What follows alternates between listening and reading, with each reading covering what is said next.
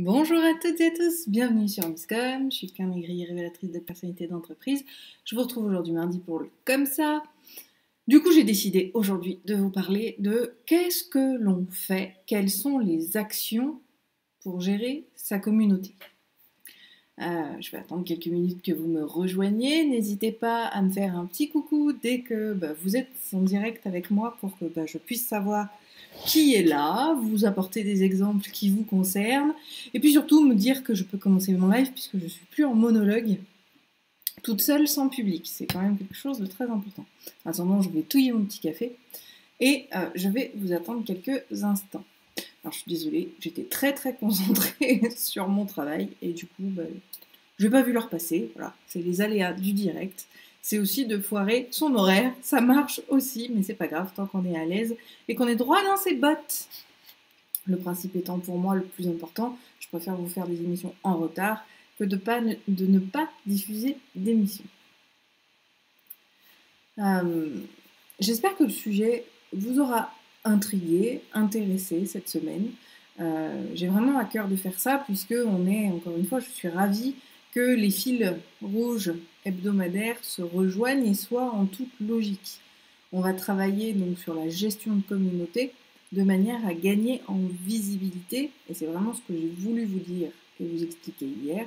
J'espère que pour aujourd'hui, ça vous donnera justement d'autres notions, puisque malgré tout, c'est pas une notion qu'on apprend de manière générale sur la gestion des communautés. Quand on entend gestion de communauté, on voit plus création de publications, création de contenu, et absolument pas ce côté-là qui est pourtant inéluctable et important. Allez, 57 secondes, c'est parti. Bonjour à toutes et à tous, bienvenue sur Miscom, je suis Claire Négrier, révélatrice de personnalité d'entreprise. Je vous retrouve aujourd'hui mardi pour votre émission Comme ça, qui est, alors il faut que je le change sur le descriptif, oui, une mise en lumière des outils qui vous seront peut-être utiles par rapport à la thématique abordée dans la semaine, mais ce sont aussi des bonnes pratiques selon, je dirais, mon appréciation vis-à-vis du contenu traité. Alors cette semaine, on voit la lourde tâche, et souvent méconnue, de gestion communautaire. C'est une thématique que j'ai eu envie d'aborder parce qu'elle est en toute logique dans la continuité des lives qu'on a fait les semaines précédentes, vis-à-vis de la visibilité, vis-à-vis de show must go on, même quand on va pas bien, il faut pouvoir rester sur le devant de la scène malgré tout à minima. Donc en toute logique, la gestion communautaire est un sujet qui va intervenir et dont on parle peu. Bien souvent, quand on vous parle community management, gestion de communauté, on voit l'idée de création de contenu, on voit l'idée de partage, de création de posts sur les réseaux sociaux, et on voit absolument pas ce travail pourtant inéluctable et indispensable de tri, de gestion à proprement parler de la communauté. D'accord ?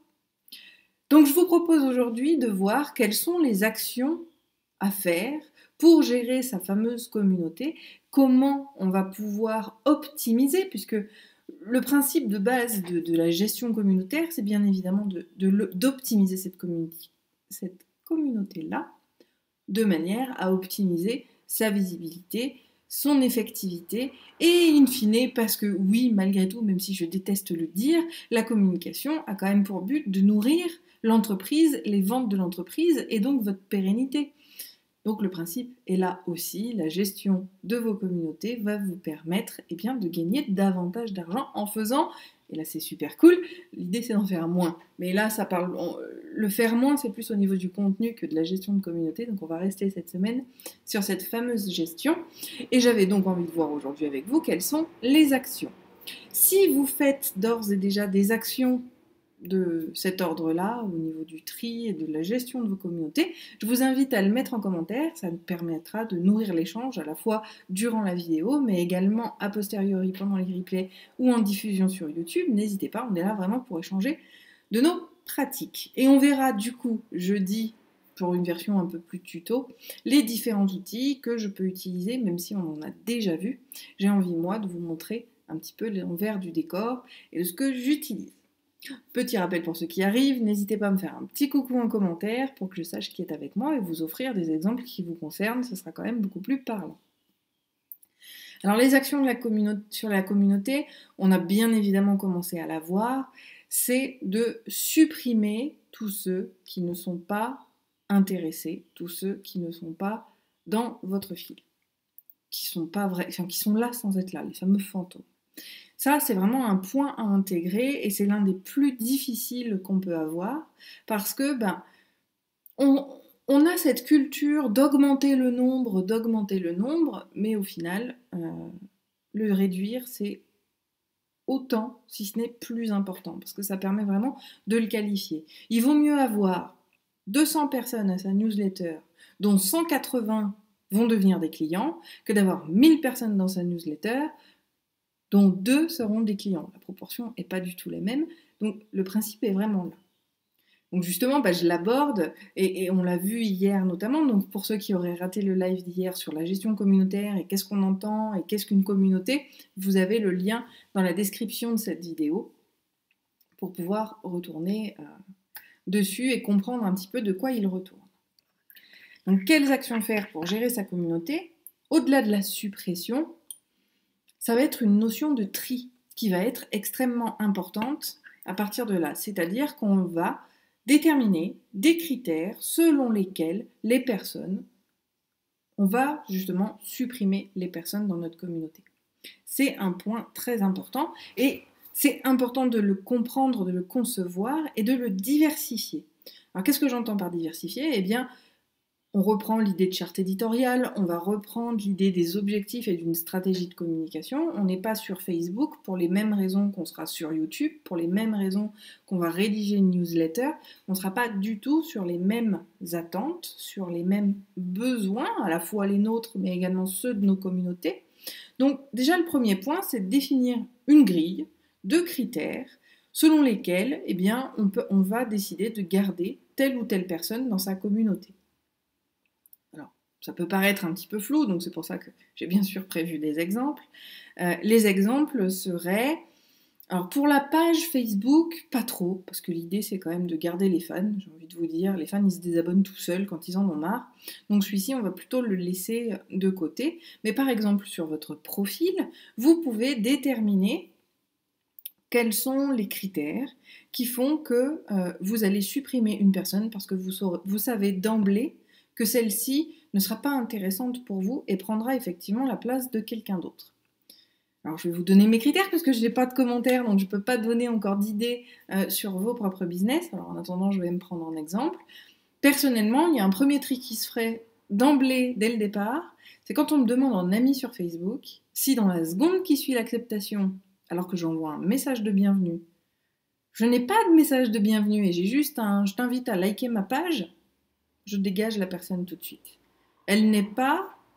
C'est une personne qui est en recherche de visibilité, qui essaye de faire ses propres démarches. J'aurais même envie de l'inviter à une formation que je lui donnerais pour pouvoir optimiser davantage son efficacité sur ses actions. Mais moi, ça, c'est comme si, comme quelqu'un, vous savez, les fameux vendeurs qui toquaient à la porte en temps et qui mettaient le pied dans la porte d'entrée pour vous forcer à rester ouvert pour pouvoir placer leur discours. C'est quelque chose d'intrusif, c'est quelque chose qui ne me convient pas parce qu'il faut encore une fois quand même faire avec ses valeurs. Par conséquent, je décrète que toute personne qui m'inviterait à sa page sans me dire bonjour, alors que moi je lui souhaite la bienvenue, donc juste en simple réponse à mon message, n'a pas à faire partie de ma communauté. Donc ça, c'est un premier critère. Le deuxième critère, c'est la personne qui, pareil, ne répond pas à mon message d'invitation, ne réagit à aucun de mes posts, et 3 mois plus tard, malgré tout, m'envoie une invitation pour sa page. Bon, j'essaye des fois quand même, je me modère un petit peu moi-même en me disant, allez, je vais faire un effort, je vais aller regarder ce qu'elle propose, je vais éventuellement lui envoyer un petit mot pour lui dire oui, j'ai reçu votre invitation, est-ce que vous pouvez m'en dire un petit peu plus? Et selon sa réaction vis-à-vis de mon message, elle va rester ou non dans ma communauté. Donc ça, c'est vraiment le pratico-pratique, je dirais, sur le départ et le point de départ de la gestion communautaire vis-à-vis d'un profil Facebook. Il y a une autre notion également qui peut rentrer en ligne de compte, et là on va être un petit peu plus tard, c'est-à-dire dans la durée. Moi je fais du tri régulièrement sur mon profil, plus rarement sur mes pages, mais en tout cas sur mon profil je fais ce tri-là, je vois de temps en temps, quand une personne, ça fait 3 ans qu'on est amis, qu'elle ne m'a jamais écrit, qu'on n'a jamais échangé par Messenger, de laquelle je ne vois pas les contenus, et dont les contenus ne m'intéressent pas, parce qu'il y a aussi cette notion d'intérêt. Quelqu'un qui est ami sur votre page, certes, c'est peut-être, elle vous a fait une demande d'amis parce que vous faites partie de son persona, mais il est intéressant que le sujet puisse vous intéresser à vous aussi. Donc, je trie également les personnes qui n'ont pas eu d'échange avec moi. Alors, oui, 3 ans, c'est largement, mais en général, c'est sur une année. Je prends une année de réaction, je vois quelles ont été les dernières réactions, je vois quelles sont ces dernières réactions-là. Je vais voir si le sujet m'intéresse, et si ce n'est pas le cas, alors je la sors de mon profil et de ma liste d'amis. Encore une fois, on est sur Facebook pendant les lives, pendant ces vidéos, donc c'est plus facile pour moi de vous apporter une réponse pratico-pratique sur le support sur lequel on est, mais ça va être exactement la même chose. Je suis désolée du bruit, il y a beaucoup de camions en ce moment qui passent. Ça va être exactement la même chose pour la newsletter. Trier les abonnés de sa newsletter, c'est quelque chose d'indispensable également pour maximiser l'ouverture et l'efficacité des messages que l'on va transmettre. C'est pour ça que je vous disais, c'est absolument pas limité aux réseaux sociaux, c'est bien plus large que cela. Sa communauté, ça va être gérer sa communauté, ça va être de supprimer, là encore, puisqu'on est vraiment sur une notion de tri par rapport à la thématique de la semaine, ça va être de supprimer les gens qui n'ouvrent jamais vos newsletters. Ça ne sert à rien d'avoir des mails et une base d'emailing qui ne donne rien. Encore une fois, l'idée c'est quand même que vous travaillez pour quelque chose. Si vous envoyez un mail, je vais simplifier au maximum, auprès de 10 personnes que vous avez vous-même ajoutées, parce que ça on le fait, et que ces 10 personnes n'ouvrent absolument jamais vos mails, eh bien tout le temps que vous passez à réfléchir à ce que vous pourriez leur envoyer, constituer votre message, rechercher probablement de quoi illustrer vos propos en termes d'images, à moins que ce soit de simples mails textes, mais là je dirais qu'il y a une histoire de pertinence de contenu qu'il faudrait peut-être revoir. Quoi qu'il en soit, si 0% des personnes qui sont dans votre mailing list n'ouvrent vos messages, alors vous perdez du temps, et donc le temps c'est de l'argent, vous perdez du temps et de l'argent à leur écrire des messages, c'est que le support ne convient peut-être pas. Donc là, on va gagner en efficacité puisque vous allez carrément supprimer l'outil de communication qui ne marche pas et qui ne sert à rien. À l'inverse, et par rapport aux statistiques, puisque vous le savez peut-être, mais le taux d'ouverture va aussi engendrer, au même titre que Facebook vis-à-vis de l'algorithme et de la visibilité de vos publications, le mail va fonctionner un petit peu de la même manière, c'est-à-dire qu'un mail qui est beaucoup ouvert va diffuser et va être validé par les fournisseurs d'accès Internet. Ces fournisseurs d'accès Internet-là ont toutes ces statistiques, ont toutes ces informations dans les analytics de ce que vous faites, d'accord? Bon, après, je ne suis pas technicienne, donc je ne saurais pas expliquer comment ça marche. En tout cas, je sais que c'est le cas. Ils analysent, ils voient la réputation, notamment du nom de domaine. Je vous mettrai en lien l'article, justement, sur pourquoi vos mails finissent en spam. Hop, je me le note. Qui explique justement les critères que regardent les fournisseurs d'accès Internet et qui vous permettent d'être davantage vus. Des abonnés qui vont vous déclarer en spam, parce que les gens préfèrent cliquer sur spam plutôt que cliquer sur le bouton des abonnés, qui vont vous déclarer en spam ou qui ne vont pas ouvrir vos mails, non seulement vous perdez du temps, mais vous perdez en crédibilité sur Internet. Et donc, votre marketing digital, votre communication digitale va être considérée comme non pertinente et ça va jouer sur votre visibilité, sur votre référencement. Tout est imbriqué quelque part et c'est important, du coup, de faire les choses en conscience et de le faire honnêtement. Encore une fois, il vaut mieux laisser la place à ceux qui sont réellement intéressés par vos contenus plutôt que de chercher à être vu par des gens qui ne vous ouvrent jamais et qui vont dégrader, voilà, je cherchais le terme, dégrader la note, d'accord, de votre, c'est ce qu'on appelle le... Ah, j'ai perdu le terme, excusez-moi. Son irréputation, voilà, je cherchais. et qui vont dégrader votre e-réputation qui prend tout un tas de critères différents. Tiens, bah d'ailleurs, l'e-réputation, ça peut être un très bon sujet pour la semaine prochaine. Hop, je me le note. E-réputation. Donc, trier véritablement vos abonnés va être quelque chose d'important. Hop, un petit coup de café. Je vais essayer de prendre un autre exemple sur la gestion communautaire pour partir sur d'autres communautés qui peuvent être très importantes également selon votre secteur d'activité. Vous avez, notamment quand on fait du networking, on se retrouve avec une tonne, voilà, moi j'en ai un, voilà, une tonne de cartes de visite. Une tonne de cartes de visite qui sont pas des clients potentiels, mais des fournisseurs potentiels. Malgré tout, ce sont des gens qu'il faut bichonner de la même manière que des clients potentiels. Parce qu'ils peuvent être porteurs d'affaires, ils peuvent également être des cibles relais, c'est-à-dire des gens qui vont vous recommander, ils peuvent être prescripteurs, mais ils peuvent également, quand on a une bonne relation avec ses fournisseurs, enfin moi en tout cas c'est ce que je fais, même si je ne me considère pas comme un fournisseur, quand j'ai des bonnes relations avec mes clients, j'adore leur faire des cadeaux. Donc forcément, si on a des bonnes relations avec ses fournisseurs, et si nos fournisseurs sont triés sur le volet, on aura des avantages que n'auront pas nos confrères, nos consoeurs, ou qu'on n'aurait pas avec d'autres fournisseurs. Donc trier, pareil, la pièce de carte de visite, ça va être un élément très intéressant. Et c'est une action de gestion communautaire, même si c'est une autre communauté. C'est un aspect auquel on ne pense pas, ou rarement, et justement je fais mes lives pour pouvoir vous donner ce type de pistes-là, parce que l'idée c'est aussi de les chérir quelque part. Donc le principe est simple, quand on fait son tri, on garde celles qui nous intéressent vraiment, et une fois qu'on a fait notre tri, eh ben pourquoi pas leur passer un petit coup de fil, pourquoi pas leur faire un petit mail personnalisé, leur envoyer un petit message pour savoir comment ils vont. D'ailleurs, j'ai un message à faire passer à mon propre fournisseur. Je vous remercie de la carte cadeau que j'ai reçue. Maintenant, je ne suis pas sûre que ce soit très pertinent d'envoyer des boîtes de chewing-gum aux gens. On ne s'est jamais vu en direct. Je ne pense pas avoir une haleine qui traverse l'écran.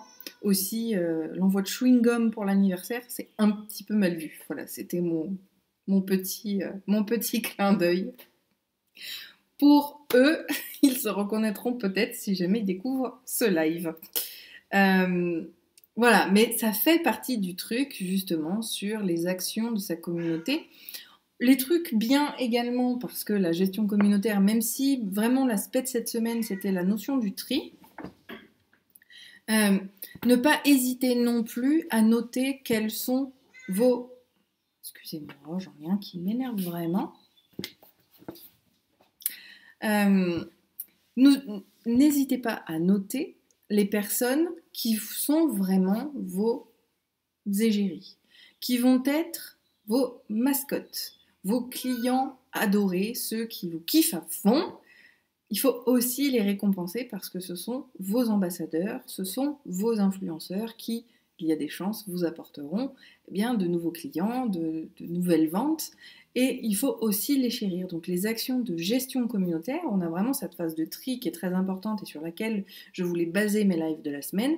Mais vous avez aussi la notion de chouchouter vraiment ceux qui vous apportent le plus, et c'est quelque chose de très très important. Bon, ça rapporte aussi à des notions de fidélisation client, à toutes ces notions-là qu'on a déjà vues ou qu'on verra peut-être plus tard. Mais je pense que c'est aussi important, au-delà du bâton pour battre, qui malgré tout va être un travail nécessaire et comme je le disais, qui est très peu présenté alors qu'il est vraiment indispensable. Vous avez aussi ce travail-là, histoire de nourrir un petit peu plus la positivité et un marketing positif, celui de récompenser ceux qui vous suivent le plus. Donc voici un petit peu quelques actions à faire. Donc on l'a vu sur du physique, on trie les produits, les produits marketing, les supports de communication qui ne nous conviennent pas, les interlocuteurs finalement qu'on sait qu'on n'appellera jamais. Ça ne sert à rien de rester chez eux, au même titre que les newsletters auxquels vous êtes abonnés. Ne cliquez pas sur spam si vous ne le voulez pas les voir, cliquez sur le bouton désabonner, c'est un lien obligatoire légalement dans tous les messages. Vous me positionnez en tant qu'utilisateur et vous désabonnez des newsletters qui ne vous intéressent plus ou que vous n'avez pas le temps d'ouvrir, même si ça fait partie des quelques actions que je préconise justement sur les actions de rentrée ou les actions pendant les vacances. Faites-le régulièrement si vous voyez qu'un contenu ne vous convient plus, désabonnez-vous, ça facilite le travail de la personne, ça lui permet aussi, comme je vous l'explique en vous disant de le faire vous, ça permet à la personne qui envoie d'avoir une communauté qui va être davantage qualifiée et qui marchera forcément mieux. Et par contre, pitié, évitez de cliquer sur spam, sauf bien évidemment, on a le droit de cliquer sur spam. Moi, ça m'arrive aussi. Je clique sur désabonner, mais je reçois encore les messages parce qu'ils n'ont pas pris en compte mon désabonnement ou que le lien de désabonnement n'y est jamais et que je n'ai aucun moyen de me désabonner. Souvent, j'essaie de les contacter. Si je n'arrive pas à les contacter, oui, je vais cliquer sur spam. Mais vous entachez l'irréputation de tout envoyeur qui serait avec des bonnes intentions. Donc, pitié, cliquez simplement sur désabonnez-vous aussi, ça permet de travailler et d'avoir des actions qui vont vous permettre d'être plus tranquille et d'être moins submergé également en tant qu'utilisateur avec un nombre de mails dont on n'a que faire finalement de recevoir. Et on a le droit de changer d'avis aussi, on peut être intéressé par quelque chose un jour et ne plus l'être le lendemain, c'est pas grave, c'est normal, c'est la notion de la vie. Bon, là on dépasse un petit peu le cadre marketing, mais c'est bien aussi de le rappeler, vous pouvez très bien vous abonner au récap de Misscom pour recevoir tous les lives de la semaine le dimanche matin. Et demain, si vous n'avez plus envie, c'est pas grave, vous vous désabonnez, tout simplement. Sur ce, j'espère que ça vous aura donné quelques idées sur les actions à faire. On était encore une fois vraiment basé sur le tri et la gestion communautaire dans le sens où il faut restreindre et il faut éliminer. Donc, ne pas hésiter également, moi c'est ce que je fais, envoyer un mail en disant « Vous n'êtes plus intéressé », je vous invite à cliquer sur le bouton et donc là, je crée un gros bouton « Désabonnez-vous » pour que les gens se désabonnent d'eux-mêmes et évitent, encore une fois, de me déclarer en spam puisque il en va de votre réputation. Sur ces bonnes paroles et pour pas faire davantage de redites, je vous souhaite un très bon appétit, une très bonne journée. On se retrouve jeudi, donc là je pense que je vous présenterai justement mes outils en mode démo tuto sur la gestion des communautés. Et si vous avez des questions, surtout, n'hésitez pas à les mettre en commentaire, en message privé. Vous pouvez aussi m'écrire à j'apprends@misscom.fr pour me poser toutes vos questions et ça me donnera de quoi nourrir de prochains lives ou nourrir ma chronique du vendredi puisque le principe c'est les questions-réponses. Je vous souhaite un très bon appétit, une très bonne journée et je vous dis à jeudi. Bye!